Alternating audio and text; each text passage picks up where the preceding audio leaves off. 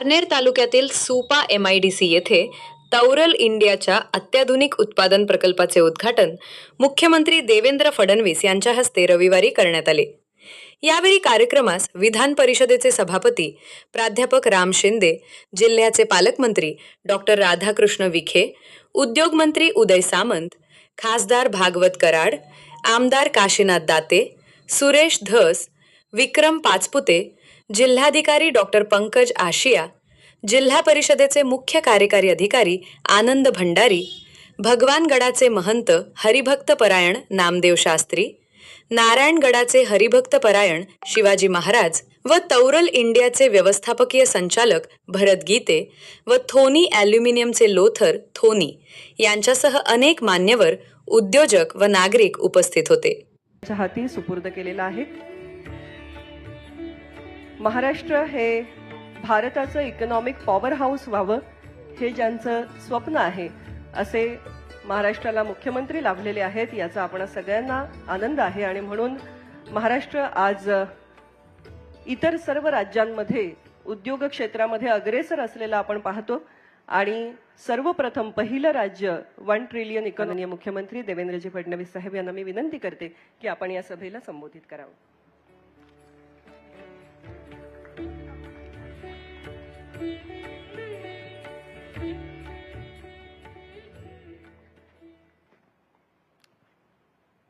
हिंदवी स्वराज्याचे सरसंस्थापक छत्रपती शिवरायांना मानाचा मुजरा करतो। भारतीय राज्यघटनेचे शिल्पकार भारतरत्न डॉक्टर बाबासाहेब आंबेडकर यांना मानवंदना अर्पित करतो। टॉरल इंडियाच्या सुपा येथील अतिशय आधुनिक आणि अद्ययावत अशा प्लॅनच्या उद्घाटन प्रसंगी मंचावर उपस्थित असलेले जिल्ह्याचे पालकमंत्री राधाकृष्ण विखे पाटीलजी, राज्याचे उद्योग मंत्री आमचे मित्र उदय सामंतजी, महाराष्ट्र विधान परिषदेचे सभापती प्राध्यापक राम शिंदेजी, या ठिकाणी उपस्थित आमदार काशीनाथ दातेजी, त्याचप्रमाणे विशेष रूपाने महाराष्ट्रातले 2 शक्तिपीठ आज या ठिकाणी मंचावर उपस्थित आहेत। भगवानगडाचे हबप नामदेव शास्त्री आणि नारायणगडाचे हबप शिवाजी महाराज यांच्या उपस्थितीमुळे एक अतिशय आध्यात्मिक आणि नैतिक अशा प्रकारची बैठक या कार्यक्रमाला प्राप्त झाली आहे। त्या दोघांचेही या ठिकाणी मी त्यांना नमन करतो।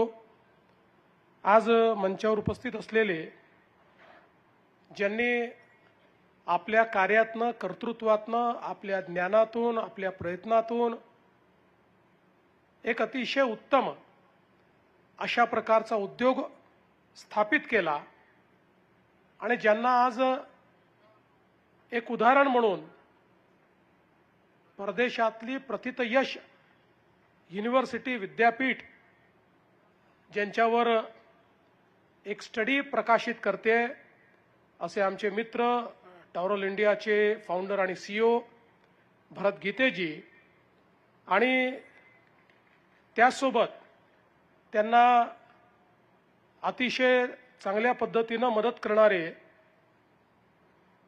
श्री लोथर थोनी जे जर्मनीवरनं या ठिकाणी आले आहेत आणि ज्यांनी जर्मन इंजिनिअरिंग प्रवेश जो आहे तो भरत गीतेंच्या माध्यमातून भारतामध्ये आणलेला आहे।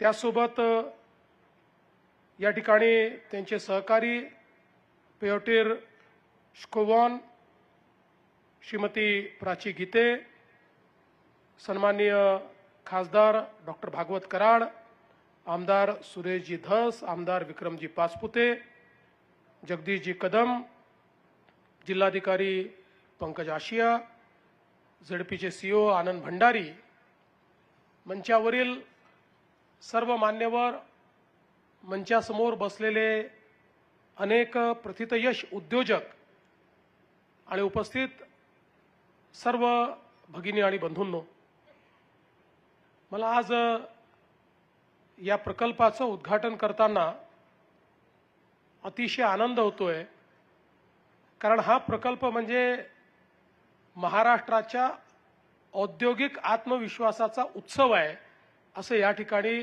मला वाटतं.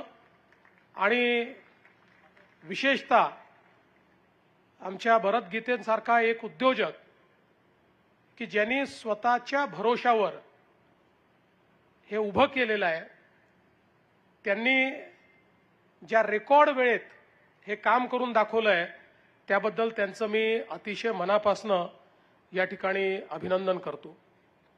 खरं म्हणजे सुप्याच्या या MIDC मध्ये हा प्रोजेक्ट आला ही देखील अतिशय आनंदाची गोष्ट आहे. आपल्याला माहिती आहे की छत्रपती शिवरायांचे अतिशय विश्वासू आणि झुंजार सरदार कृष्णाजी पवार यांच्या पराक्रमातनं पावन झालेला अशा प्रकारचा हा सुप्याचा परिसर आहे. आणि एक विलक्षण असा योगायोग आहे की महाराजांनी आजच्याच दिवशी खऱ्या अर्थानं एक अतिशय मोठी अशा प्रकारची लष्करी मोहीम केली होती, ज्याच्यामध्ये पहिल्यांदाच महाराजांच्या आरमाराने 3 युद्धनौका, 85 लहान मोठी गलबतं आणि 4000 आमचे मावळे यांच्या माध्यमातनं पोर्चुगीजांना पराजित करून भारताच्या समुद्रावर आणि पश्चिमी तटावर आजच्याच दिवशी विजय मिळवला होता. आणि त्यानंतर कधीही महाराजांच्या हयातीत आपल्या संपूर्ण कोस्टलाईनवर कोणी आपल्यावर आक्रमण करू शकलं नव्हतं. आणि म्हणून मला असं वाटतं की हा एक अत्यंत महत्त्वाचा अशा प्रकारचा दिवस आहे. आणि खऱ्या अर्थानं या युद्धाच्या जे काही त्यातनं खजिना मिळाला होता त्यातनंच महाराजांनी सगळे सागरी किल्ले देखील बांधले होते. हे सांगण्याचा उद्देश याकरता आहे की आज स्वतंत्र भारतामध्ये आत्मनिर्भर भारत तयार करण्याकरता सगळ्यात महत्त्वाचं काही असेल तर मेक इन इंडिया आहे. ज्या ज्या गोष्टी आपल्याला इम्पोर्ट कराव्या लागतात, आयात कराव्या लागतात, त्या गोष्टींकरता जे काही इम्पोर्ट सबस्टिट्यूट आहे ते तयार करणं ही आज खऱ्या अर्थानं काळाची गरज आहे. आणि हा संपूर्ण उद्योग जो भरत गीतेंनी उभा केलेला आहे हा इम्पोर्ट सबस्टिट्यूट करणारा, म्हणजे एक प्रकारे आम्हाला या सगळ्या गोष्टी ज्या परदेशातनं आयात कराव्या लागत होत्या आता त्या भारतातच बनवण्याचं काम हे भरत गीते यांच्या माध्यमातून होत आहे. ही मला असं वाटतं आपल्या सगळ्यांकरता अत्यंत आनंदाची गोष्ट आहे. आणि आम्ही बघितलं आत्ताच उद्योगमंत्री सांगत होते की जवळजवळ जेवढं आपलं आधुनिक इन्फ्रास्ट्रक्चर आहे, इंजिनिअरिंग मशिनरी आहे, या सगळ्या गोष्टींमध्ये ज्या आवश्यक गोष्टी आहेत त्या अतिशय आंतरराष्ट्रीय दर्जाच्या किंवा इम्पोर्टमध्ये जी क्वालिटी होती किंवा एक्सपोर्ट करता जी क्वालिटी लागते त्या क्वालिटीचं काम हे या ठिकाणी या उद्योगाच्या माध्यमातून होत आहे. आणि यातूनच जी भारताची शक्ती आपल्याला पाहायला मिळते त्या शक्तीचा आविष्कार म्हणजे हा उद्योग आहे असं जर मी म्हटलं तर ते चुकीचं होणार नाही. आज खरं तर आपण पाहतो की आपल्या देशामध्ये माननीय प्रधानमंत्री नरेंद्र मोदीजींच्या माध्यमातून गेल्या 10-11 वर्षामध्ये ज्या वेगानं भारतीय अर्थव्यवस्थेने प्रगती केली, आम्ही 11व्या क्रमांकावरनं 4थ्या क्रमांकावर आलो, लवकरच आम्ही 3ऱ्या क्रमांकावर जाऊ.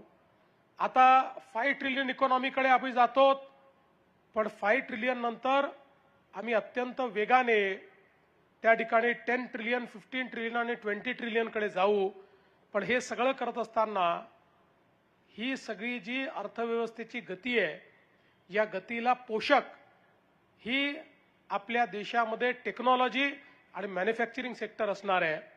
आज मॅन्युफॅक्चरिंग सेक्टरमध्ये ज्या प्रकारचं नवीन तंत्रज्ञान येत आहे त्या तंत्रज्ञानामुळे हे सेक्टर ज्या प्रकारे रिव्होल्युशनाइज होत आहे, या सगळ्या गोष्टीचा विचार केला तर मला असं वाटतं की अशा प्रकारचे जे उद्योग आहेत ते आमच्या पुढच्या वाटचालीला डिफाईन करणारे अशा प्रकारचे उद्योग आहेत.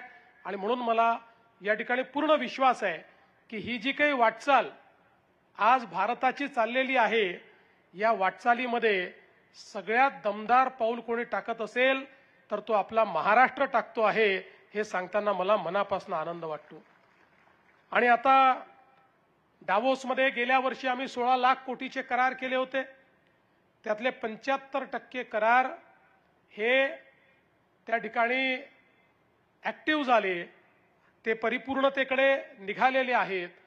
आणि त्यातलाच एक करार हा आजचा आहे की जो 2025ला डावोसमध्ये भरत गीते आणि मिस्टर लोथार यांच्या सोबत आम्ही त्या ठिकाणी केला. आणि मला असं वाटतं की ज्याला लाइटनिंग स्पीड म्हणतात, अशा स्पीडमध्ये भरत गीतेंनी तो या ठिकाणी अस्तित्वात आणला आणि आज प्रत्यक्ष त्याचं उद्घाटन करण्याकरता आम्ही येतो आहोत. मला असं वाटतं की उद्योग मंत्री म्हणाले ते खरं आहे, टीका करणाऱ्यांना कृतीनेच उत्तर दिलं पाहिजे, शब्दाने उत्तर देऊ नये. ते कृतीनं उत्तर आजच्या या आपल्या उद्योगामुळे मिळालेलं आहे. ज्या प्रकारे FDI सोबत टेक्नॉलॉजी अशा दोन्ही गोष्टी एकत्रितपणे या ठिकाणी या उद्योगाने आणलेल्या आहेत, हे अत्यंत महत्त्वाचं आहे. आणि मला सांगताना आनंद वाटतो की ज्याचा उल्लेख भरतने केला, आम्ही हा प्रयत्न केला की महाराष्ट्रातलं जे काही औद्योगिक प्रगती आहे ही एक प्रकारे लॉपसाइडेड होती. महाराष्ट्राची औद्योगिक प्रगती ही काही प्रमाणात मुंबई, MMR, पुणे इथे थांबत होती.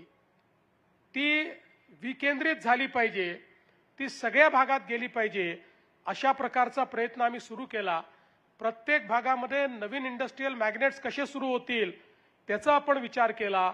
मागच्या काळामध्ये सुप्याची MIDC देखील ज्यावेळी आपण तयार केली आणि आता तिथे उद्योग येताना आपल्याला दिसतायत, अशा प्रकारच्या अनेक मॅग्नेट्सचा आम्ही विचार केला. आणि मला सांगताना या ठिकाणी आनंद वाटतो की यावेळी आम्ही उत्तर महाराष्ट्रातले जे 5ही जिल्हे आहेत, या 5ही जिल्ह्यांमध्ये त्या ठिकाणी गुंतवणूक आणण्यास यशस्वी झालो. जवळपास 50,000 कोटी रुपयाची गुंतवणूक ही उत्तर महाराष्ट्राच्या या 5 जिल्ह्यांमध्ये या ठिकाणी आपण आणली. आणि त्यात एकट्या नगर जिल्ह्याचा विचार केला तर जवळपास 11,519 कोटी रुपयाची गुंतवणूक ही या नगर जिल्ह्यात होणार आहे, ज्यातनं 18,000 लोकांना त्या ठिकाणी रोजगार मिळणार आहे. आणि उत्तर महाराष्ट्रामध्ये जवळपास 75,000 लोकांना रोजगार मिळेल, इतक्या मोठ्या प्रमाणात ही गुंतवणूक या ठिकाणी येते आहे. आणि म्हणूनच मी एकच सांगू इच्छितो की केवळ MOU नाही तर ते प्रत्यक्षात अस्तित्वात आणण्याकरता आमचा उद्योग विभाग हा सातत्याने कार्यरत असतो.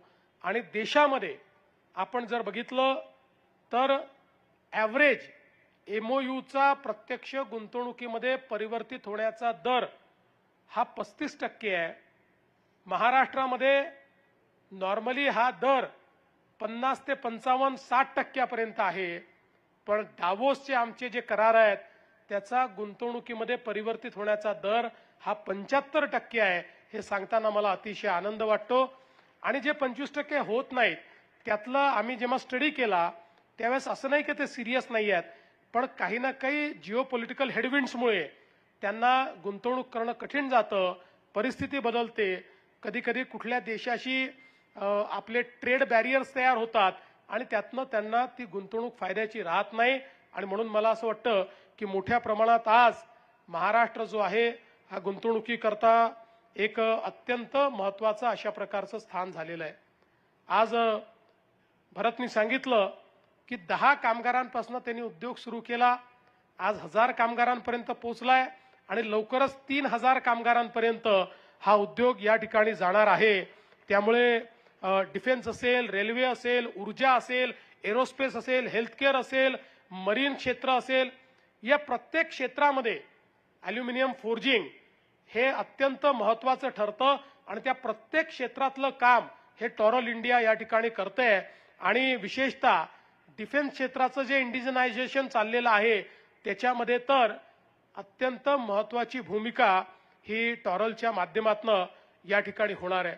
आज जर आपण बघितलं तर ॲल्युमिनियम कास्टिंगचा जगाचा जो व्यापार आहे किंवा जगाची बाजारपेठ आहे ती 6.5 अब्ज डॉलर्सपर्यंत गेलेली आहे आणि त्याच्यामध्ये आपल्याला जी काही भारताची भूमिका आहे ती मोठ्या प्रमाणात वाढवायची आहे. मला आत्ता भरत सांगत होता की ॲल्युमिनियमचा विचार केला तर त्या ठिकाणी पर कॅपिटा जे काही ॲल्युमिनियमचं इंडस्ट्रीयल उपयोग